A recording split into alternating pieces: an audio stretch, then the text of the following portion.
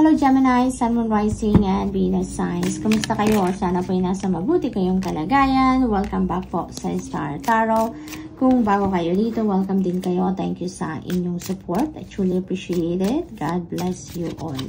Ayan, so buksan natin yung mga tumalon, excited ang inyong energies. Number 1 dito, messages first. Pay attention to your finances, Gemini. Lalo-lalo na ngayon, napakagandang warning din to para sa inyo kasi season ngayon ng pagbibigayan ng regalo talaga. Christmas presents, nako. Kaya, ingat din kayo, no? I-monitor ninyo ang inyong spending, i-monitor ninyo ang inyong paggastos dito. Make sure na nasa loob kayo ng budget ninyo, no? Make sure na talagang, stick to your budget kayo dito nang hindi kayo masaktan financially, okay? Hindi kayo makaramdam ng financial pinch. Kaya disiplina, financial discipline, kailangan ninyong pairalin dito, okay? So, what else? We have fair woman, dealing sa relationship with a woman with blonde, gray, or white hair. So, maybe, ninyo ito? Siguro, boss ninyo ito, kaibigan ninyo, maaring, this is someone, no? This is someone that is going to play significant role sa buhay ninyo sa ngayon, no? Yung fair woman na to. So, maaring, siguro yung parang foreigner ba? So, siguro boss ninyo ito, maaaring gano'n, no? Kung nandito kayo, siguro nagtatrabaho kayo, siguro online, tapos boss ninyo ito, so maaaring gano'n. Maaari din naman na nasa ibang bansa talaga kayo na naka-base, doon kayo nagtatrabaho. This could be your boss, this could be your friend, this could be katrabaho, no? Or anyone na nasa paligid ninyo that you are going to be dealing with around this time, no? So, what else? We have claw. Be careful. Do not take risk. Ayan. Huwag kayong magpadalos-dalos ngayon sa pagdidesisyon. Okay? Pag-isipan ninyong mabuti. Always use your own judgment and discernment. And use your intuition. Nang sa gayon, lagi kayong nasa tamang daan. Laging magagawa ninyo ang tamang ang tamang desisyon, no? So, now is not the time to take risk. Okay? Now is not the time to do that. Kailangan pag-isipan ninyong mabuti. Mag-stick muna kayo sa kung ano yung sa palagay ninyo ay komportable muna kayo. Yung ganon, ano? So, what else? We have seahorse, family matters. Ayan. So, you may be dealing with family matters sa ngayon. Maaring yun ang focus din ninyo sa ngayon. Maaring may mga bagay kayong inaasikaso regarding family, no? Maaring ganon ang ganap dito. That is also related to finances, no?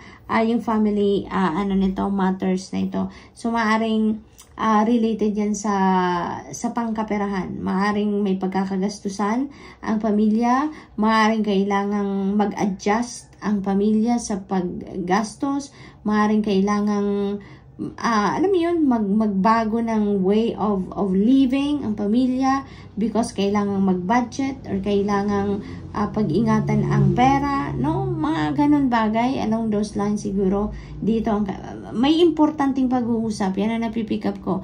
Merong importanteng pag-uusap or pag-uusapan dito ang inyong pamilya, Gemini. Depende sa inyong sitwasyon. But it could be related to finances, no? It could be related to that. It could also be related to other things, no? Pero yung nakikita ko dito, it could be a discussion about pera, no?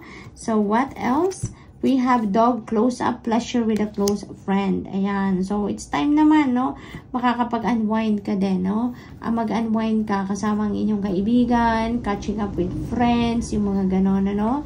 So, what else? We have vine, seek out information that will help you. Ayan. Do not settle with what you have right now, no? Maaring may sitwasyon dito na kailangan mag-research ka para, mas makatulong sa inyong sitwasyon. Kailangan na magtanong-tanong ka, ask for other people's opinion, maybe that is what you need right now. Mag-research ka, no? Dig deep sa kung ano man ang sitwasyon na yan. Dig deep, mag-investigate ka further nang sa gayon mas marami kang alam, mas maraming detalye kang alam, siguro mas makakabuti sa inyong sitwasyon because there are different things, different ideas, no, different perspective ang maririnig mo or malalaman mo that could help your situation dito, no? So, Gemini, that's all I have for you for today. Thank you for watching. Love and light. Namaste. Hello Libra, Sun, Moon, Rising, and Venus signs. Kamusta po kayo? Sana po nasa mabuti kayong kalagayan. Welcome back po sa Star Tarot. Kung bago kayo dito, welcome din kayo. Thank you sa inyong support. I truly appreciate it. God bless you all po. Tingnan natin ang mga messages ninyo. Gemini. Oh, sorry, Libra. Wow, maybe you're dealing with a Gemini. Then Libra. Kaya biglang Gemini ang nasabi ko. So maybe maaari din no, na meron kayong Gemini placement sa yung chart, or maybe you are dealing with a Gemini, no? Kaya Gemini talaga ang nasabi ko dito. So Libra, Beetle Spirit is here. Good fortune ay parating sa inyo. Napakaganda.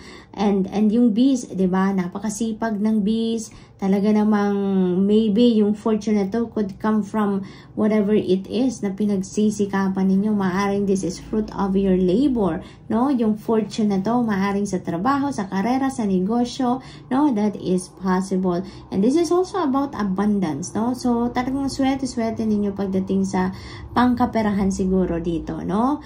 Libra, it feels like, magkakaroon kayo siguro dito ng financial gain na bonggang-bongga, no? So, ang swerte-swerte ninyo, napipick up ko dito, this is money, no? So, this is money. So, maaaring yung prosperity and abundance talaga ngayon ang babalot, no, sa buhay ninyo, Libra. So, good luck. We have August. Ayan. So, nakalipas na ang August 2023. So, maybe this is August 2024. Maybe you are looking to do something in August. Maaari din naman na travel ito. Travel talaga ang pumasok agad. So, maybe may travel plans kayo na gagawin ninyo in August. Maaari din naman na Libra na meron kayong mga sisimulang gagawin ngayon, may mga plans kayo and you are expecting that to finish in August, no? Maaring yung target date ninyo na matapos ang kung ano man ang gagawin ninyo sa ngayon is in August, or maaari din naman na yung pinaplano ninyong gawin, you will start sometime in August in 2024. So that is also possible, no? We have Horseshoe. Holy moly, Libra, napakaganda. When it rains, it pours talaga. Tingnan mo. We have good fortune and we have good luck. Lahat ng swerte ay nasa iyo na.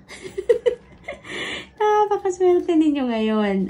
Libra, napakaganda. Napakaganda nito. So, good luck is on your side. Good fortune is on your side. So, makakaasa kayo dito, Libra, na sobrang ganda ang mga pangyayari na parating sa buhay ninyo dito.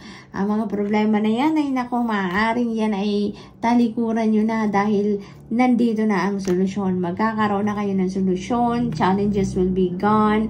No? Kasi lahat ng magagandang pangyayari, yan ang maaaring mangyari dito sa inyo dahil nababalot kayo ng swerte at fortune saan ka pa, di ba? So that could be in any area of life ninyo, Libra, no? Na talagang siswertehin kayo sa lahat ng gagawin ninyo, siswertehin kayo sa lahat ng parte ng buhay ninyo, relationships, pamilya, pagkakaibigan, trabaho, negosyo, karera, pera, financial blessings could come in, financial gifts talaga, maaaring uulan sa inyo. Anything is possible dito, no? Sa iba't ibang parte ng buhay ninyo, lalo-lalo na sa area ng inyong pangkaperahan, no? Libra, talagang sobrang swerte ninyo dito. What else? We have career, no? Maaaring yung pinakaswerte ninyong dito is your career, no? Maaring ito yung area na sobrang swerte ninyo din sa ngayon.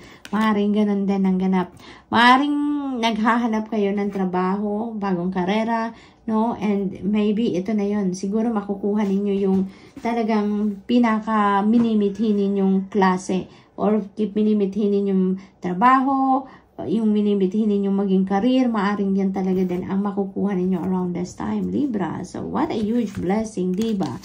Indecisiveness, yan, siguro sa daming opportunity, sa daming magagandang bagay na dumating sa inyo ngayon, Libra, nalilito kayo. Nalilito kayo kung alin ang kukunin ninyo, alin yung pipiliin ninyo, maaring ganon. But you know what? In time of decisiveness, ang makakatulong sa inyo dyan is your intuition, no? Always use your intuition. Always listen and follow what your intuition is telling you. Dahil hindi kayo ililigaw niyan. Hindi kayo dadalhin sa kung saan-saan lang yan. Kundi dadalhin kayo ng intuition sa tamang direksyon kung saan kayo nararapat. What is best for you. Kaya lagi kayong sumandal sa inyong intuition, Libra. Okay? September, ayan, so August and September. So maaaring siguro mabibisi kayo around August and September in 2024, no? Marami siguro kayo ditong balak gawin, no? Marami kayong gagawin, marami kayong plano siguro on that part of the year, no, in 2024. So good luck sa inyo dyan, Libra. That's all I have for you for today. Thank you for watching. Love and light. Namaste. Hello, Aquarius, Sun, Moon, Rising, and Venus signs. Kamusta po kayo? Sana po nasa mabuti kayong kalagayan. Welcome back po sa Star Tarot. Kung bago kayo dito, welcome din kayo. Thank you sa inyong support. I truly appreciate it. God bless you all. Tingnan natin ang mga messages ninyo for today. Aquarius, we have dagger, ayan, fear, worries, and tense situation. So, maaaring ito yung mga nararamdaman ninyo sa ngayon. Ano? Aquarius, maaari din naman na hindi. No? Depende sa inyong sitwasyon. Iba-iba tayo ng sitwasyon. So, if this is your energy naman, Aquarius, no?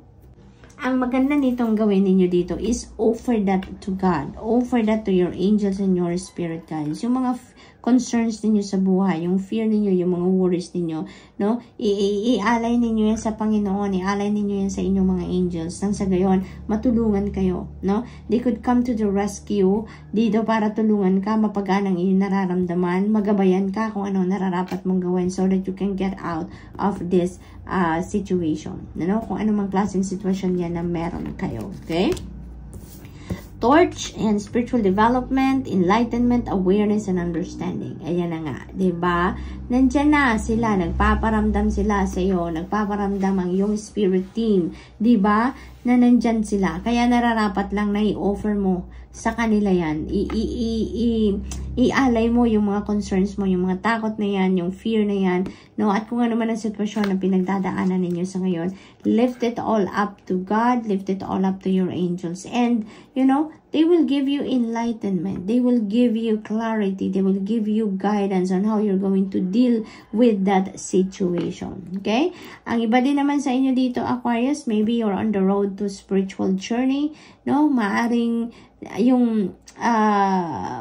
may mga indecisiveness kayong nararamdaman sa ngayon dahil siguro naguguluhan kayo, no? Kung anong mga nangyayari sa buhay ninyo, bakit nararamdaman ninyo sa ngayon, maaaring ganon. Because it feels like to me that you are called, no?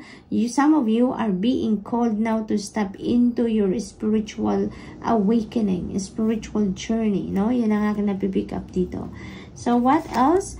We have cobweb, protected, and from negative forces beyond your control. See, Aquarius, you are divinely protected, guided, and guarded. Kaya huwag kayong mag-alala. You have nothing to fear. You have nothing to worry about. Dahil mahal kayo ng iyong spirit team. God and the angels and your spirit guides are always there with you and for you. Ito, sinasabi sa inyo, you're protected from negative forces. And these are negative forces beyond your control. No, kaya wala kayong dapat ipag-alala. Magdasal lang kayo.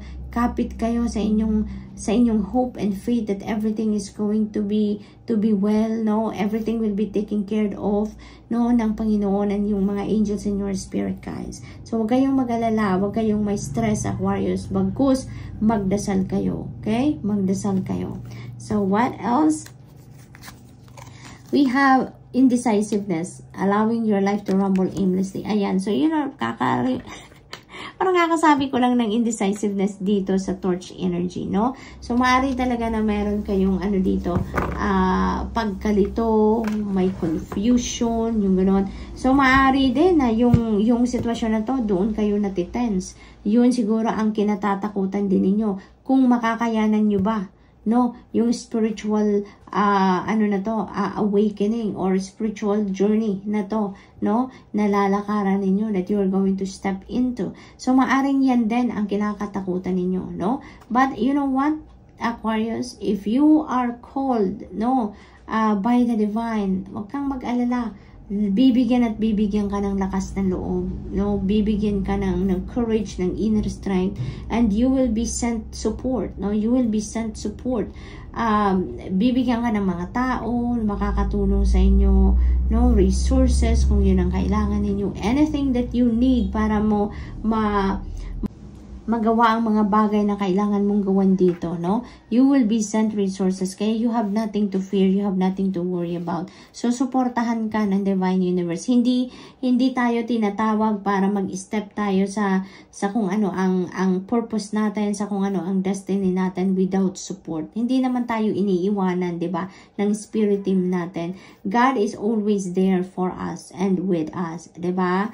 So, yun, huwag kayong mag-alala, huwag kayong matakot, okay?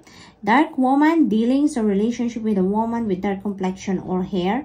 Maaring yung woman na to, maaring ito yung maging mentor ninyo, no? Maaring ito yung maging mentor ninyo. Maaring ito yung makakatulong sa inyo na gumaan ang inyong pakiramdam. Maaring siya yung mag-guide sa inyo kung ano mga dapat ninyong gawin. Maaring siya yung mag-i-enlighten din ang isip ninyo. Maaring gano'n, no? So, maybe ito yung magbibigay sa inyo ng clear direction, no?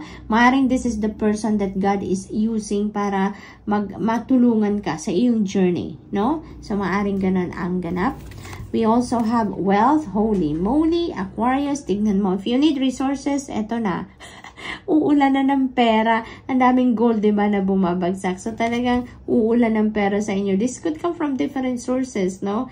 Aquarius, napakalaking perang maaring dumating sa inyo around this time. So, napakagandang Christmas gift ito para sa inyo. So, napakaswerte niyo pagdating dito din sa inyong pangkaperahan. So, good luck, and that's all I have for you for today. Thank you for watching. Love and light. Namaste.